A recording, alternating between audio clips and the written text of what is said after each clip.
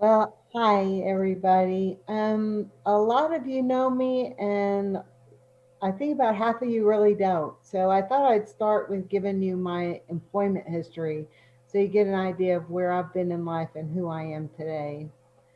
I was graduated North Miami High School with my GED the same year I would have graduated high school anyway. So brief before that, born in Ohio, lived in Miami, Baltimore, and back to Miami. So Um, after I got my GED, I wanted to get out of the drug culture. Miami's known as the drug capital of the world for a reason. So I joined the U.S. Coast Guard. In the U.S. Coast Guard, I was in there for 3.5 years. I had a baby, and I wanted to do the Ozzie and Harriet life. For those of you who know Ozzie and Harriet, some of you are too young. Anyway, home life, America, middle, everything like that. Unfortunately, 5 kids later, that didn't work out so well. I had a tragic divorce, what divorce is not, right? So at the time, my daughter was 3 years old, and I have 4 boys. So my children were 3, 4, 5, 6, and 7. The next day, the 7-year-old turned 8. I hopped on a bus, Gus, didn't need to discuss much, set myself free, dropped off the Keeley, you know that song? Oh, anyway. Ended up in Cookeville, Tennessee, where then my theme song became All My Exes Live in Texas, right? So I had my choice at the time. I could go to work for minimum wage and get my food stamps cut, and my paycheck barely covered what I was making in food stamps, or I could go to school. Fortunately, I was blessed with being able to go to Tennessee Tech University. I went there for 2 years doing lower division nursing. But when life hands me lemons and I can't make lemonade, I transpose numbers really bad. So I wouldn't want to give somebody 52 cc's and swear up and down I gave them 25. They could be dead and I could be in jail and suffering the rest of my life for having killed somebody unintentionally. So I quit. I went into kind of a deep depression, and over the news, they came out with 150,000 jobs going unfilled in IT. Well, I thought, okay, well, I'll get to work in that if I get that degree. So I went back to tech and I got my degree in MIS, Information Management Systems. It was a struggle. I hate the curriculum and everything, but they said 75% of all people who get a bachelor's degree don't even work in the field. So my goal then was just to get that sheepskin. And I did. So I graduated with a 2.3 GPA, pretty low because I didn't like it, right? So Dell opened up a call center in Nashville and they hired me. If you want to go to work for Dell, all you got to do is pass their customer service test. It has nothing to do with computers. They say they'll teach you everything that you need to know about their computers, and they do. So Tennessee Tech taught me how to program computers. Dell taught me how to tear them down and put them back together. And I know more about computers than I ever really wanted to know. So I worked for them for 4 years. Really did not like the job. Going in every day, I hate this job. How long do I got to keep it? Until I was politely escorted off the property as I'm being fired. Because when you don't like your job, they fire you, right? Well, it reflects in your work. Anyway, so after that, I'm like, I really like working with people. I can't pass out medications, so I went for CNA. I became a certified nursing assistant. I worked for the VA at Alvin C. York campus for 15 years as a nursing assistant. I'm getting older and I wanted to stay in the workforce past my retirement years. So I looked for a program and career path that would be less labor intensive. So I found Capella University. Capella University is a KCREP accredited school. So anybody that wants to go to school, make sure that you are in an accredited program for the field you want to be in, because for some places, if you're not accredited in that field, your piece of paper is worthless. So I got my degree, but in the meantime, going from nursing assistant to licensed professional, uh, I planned to stay in the VA system was impossible. But they came out with a new designated career path called peer support specialist. Peer support specialist has to, the qualifications are to be diagnosed with a mental health issue, to be willing to be public about your mental health issue to help destigmatize mental health issues in society, to advocate for other people with mental health issues, and to, it's 1 week's training in Nashville, 75 contact hours, and for the VA, you had to be a veteran. So I took annual leave. I got the 1 week's training. I did the 75 hours between working full time and going to school full time. And it took me a year to get those 75 hours. There was a position in South Carolina that came open, and I took that. I worked there for 3 years. During that time, I did a lot of advocating, and some of that's mentioned here in my letting go. And so by the time it came time for me to transition from peer support specialist to licensed professional counselor, management was a little um, unsatisfied with me. And I had been targeted to be fired by that point. So it was either be fired or retire. So I chose to retire. I came back to Tennessee, which we're, yay, I'm here now. And where all my family, most of my family is. I got one son in Texas, and have a new career path in MAT, medically assisted treatment for substance abuse, which works out really well because I do have children that struggle with addiction. One of mine that is in full recovery, I believe he's in full recovery. He was addicted to opioids really bad. He was on the medication that we give, Suboxone, for 10 years. He said that it saved his life, and the only thing he wished was different was that he got more counseling while he was going through his treatment. So he makes me feel real good about the job I do now. So all that being said, the art of letting go. Some events in our lives happen that can cause us to lose part of our identity. The loss of a spouse due to death or divorce, the loss of a close friend, a home, a pet, or a career, and the list can go on. How these losses affect us can depend on the amount of emotional time, energy we spend, as well as the attachment we have to any given situation. The art of letting go can help create a newness in one's life where the loss has left an empty space. Many times it's not the loss itself. Like when I lost my VA career, parts of working there were really great, but parts were very stressful. So part of me when I left was relieved to be out of the system. However, it left an empty space that needed to be filled. So I've outlined this in 6 steps. The first step is acceptance, which is the hardest part in my personal experience. The best example I can give is losing my VA career. I thought going from CNA to peer support specialist would make for an easy transition to LPC.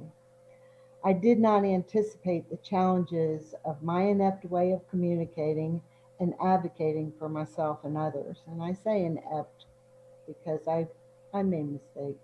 You don't call the chief of mental health bias, for one thing. Anyway, um,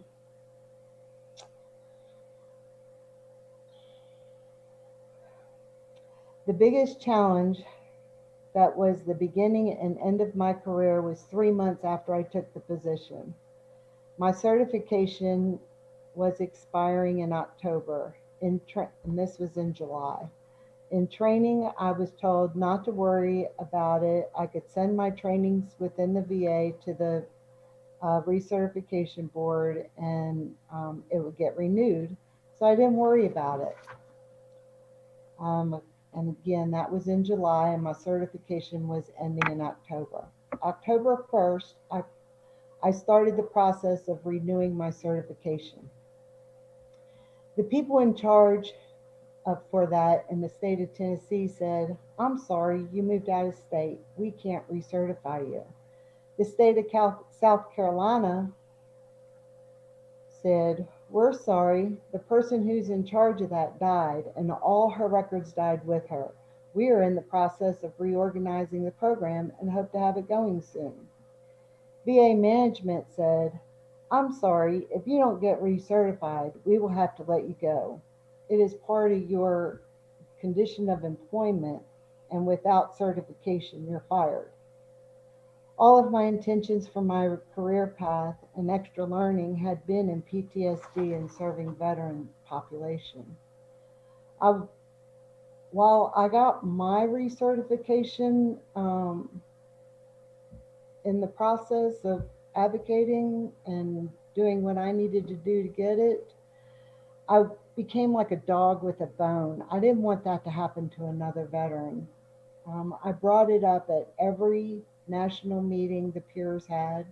I wrote letters to Washington, and people heard what I was saying, and management got bent out of shape.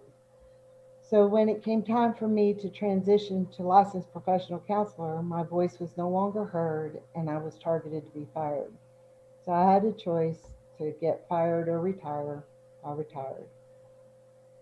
Part of it was I thought right makes might. And recently, Tom made me aware that it doesn't go like that. Is might makes right. So the powers that be are right regardless, right? It took a while to let go of the struggle of believing a miracle would happen. The system would change, like it said it was doing in our employee messages from Washington and whatnot. I would be reinstated and back pay. Needless to say, that didn't happen. I let go and gave up the fight. It wasn't worth the pain and struggle. Some of the tools that helped me along the way was using sayings as mantra, saying them over and over again until I own them. One of Carrie's favorites she mentions is that this too shall pass. I shortened the one I mentioned last time I spoke to what's meant to be will be, except the now. Use something that helps remind you to be in the now and accept where you are. Another favorite of mine is at any moment of any day, I am where I am supposed to be. It helps me to have these meditations to remind me I walked into where I am. Things change, sometimes better, sometimes not so much. It's all part of living. I had to acknowledge I make choices, I make mistakes. I have no control over anything except the choices I make, with or without realizing the consequences. I have no control over. I tend to swim upstream a lot in life. In some situations, I still fight the urge to swim harder upstream instead of flow with the current. If you tell me there's high waves and a hard gale approaching and I have my heart set on going sailing, I might shrug my shoulders and lie to myself thinking I'm skilled, I can do it, and give it a try anyway. After my boat flips and I swim to shore, I congratulate myself for having being such a good swimmer. When everyone else will start saying how lucky I was to be alive and I should have heeded their warning. And that's a whole nother talk. That's the why people do that. I know that's one of my downfalls. Accepting is the key there. Accept where you are and what's happening. Two, distance yourself from the person, place, or thing you need to get let go of. This can be difficult to accomplish. I use the VA as part of my medical care. Since I kept my employee health insurance, I only use the VA when I believe it's needed. Distancing is important to letting go to help put things in an objective perspective. Accepting what is and making room to fill the void. As a federal employee, there's a sense of safety and community under the umbrella of the federal government that's lost when you leave. While I've been able to and Oh, that's not Ann, sorry. While I've been able to find an equally valuable career path, the last time I went to the VA, I was overwhelmed with emotions of memories of it as an employee. So much so it triggered a panic to have to escape and get out of the building as soon as possible. Distancing helps focus on what I have versus what I've lost. For a while, I felt a certain amount of guilt for not keeping up the fight for the veterans I served, because again, what happened in the last few months of working there should never happen to another veteran. It is not a betrayal to let go of painful experience that creates loss. It's part of living, having losses. Distancing doesn't mean forgetting, it helps in the process of forgiving and loving through the loss. You owe yourself the best things in life, even when you make choices with less than desirable outcomes. Accepting and distancing from the situation provides options and opportunities to fill the place left empty from the loss. Number three, make yourself a priority and do your homework. With loss comes memories. The thoughts can be wide range, a wide range of experiences. I have plenty of fond memories of people I served and worked with in the VA, along with the harsher side of remembering. Most people are hardwired to remember painful events. It takes effort to bring up the good ones. When painful memories start, most people often want to forget and push them out of the way. They don't have to feel them. This causes the donkey in the cart kind of effect. Um, so like when you're loading the donkey cart, it gets full, and then the donkey can't pull it anymore, and the legs could fall off, right? Well, that's the same thing as burying these memories in the back of your brain. It could overload and you can crack. Um, so feeling through the pain.